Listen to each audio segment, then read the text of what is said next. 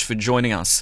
For the first time in 20 years, Tāmaki Makaurau is hosting the World Indigenous Peoples Conference on Education. Thousands of Indigenous educators and leaders from across the globe are expected at the 5-day event at the Aotea Centre. One of the keynote speakers is Dr Teina Rongo, who will join other leading scholars and cultural champions to share knowledge, celebrate Indigenous unity and explore the future of Indigenous education worldwide. Joins us live now. Kia ora, thank you so much for your time. Hey, Kia ora, and thank you for this opportunity to be on air with you guys.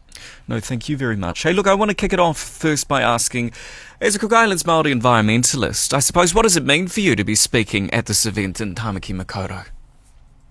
I think for me, it's an opportunity to share the work that we are doing, the efforts that we are putting into reviving our culture, our language, our traditional practices as a form of adaptation to the environmental crisis that we are facing today, and also learn from the participants that are attending this conference as well. And let's elaborate on that a wee bit more in terms of how do you see climate change impacting, say, Indigenous communities in the Pacific, and what lessons can be shared with educators worldwide?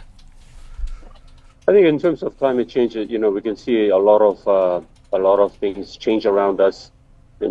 From the coast, from the food that we rely on, both on land and also in the ocean. But we're also realizing how our traditional practices can be used as a solution to these problems. So that's where we are, and then the work that we do in the Cook Island is really to address these issues. Indeed. And with that being said, I mean, what do you say to people or politicians who think education be about maths, reading and writing?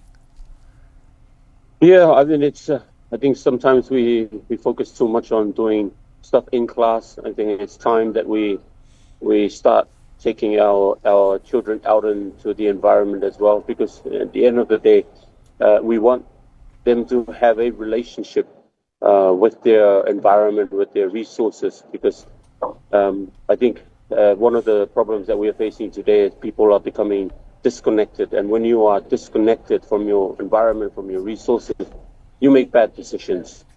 So the goal is to integrate a lot of traditional practices, outdoor activities into the curriculum, to bring or to build that relationship with our environment and resources. And I think that this is the work that we are doing in the Cook Island right now. We've been doing this for the last 7 years.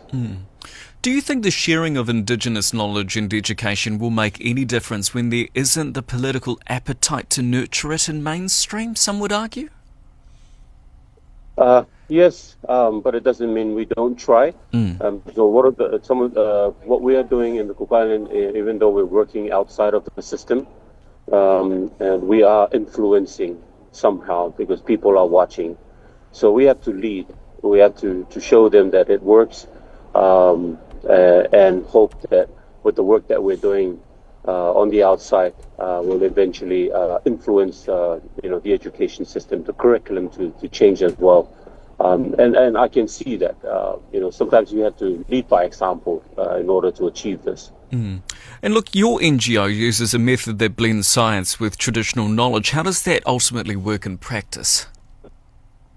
So the science, really, we as Indigenous people, we already are aware of some of these things, but we need sometimes we need the science to back it up, and having a science background helps me deliver those messages out there to the people, to basically reinforce that we are on the right track, and that the science also support it as well. Are there any cultures that you're particularly looking forward to learning from at the conference? I think all are important. I always feel that we are all headed in the same direction, but at different stages, so we can learn from each other. Like Aotearoa, we could look to Aotearoa, who is ahead in terms of development and the consequences of development.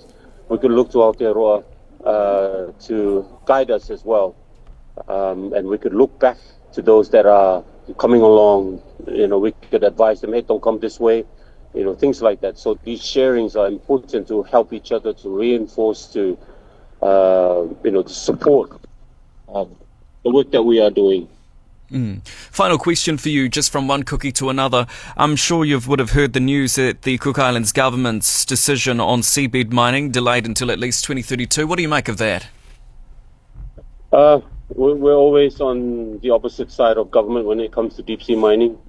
The ocean is a marae for us, and we shouldn't be touching it. I don't even support the idea of exploring it, because exploration will lead to exploitation. So as an NGO, this is our stance on the issue, and we don't support it. Well, thank you very much for your time this morning. I really appreciate it, and enjoy the conference. Thank you. That is Dr Teina Rongo there. You're listening to Pacific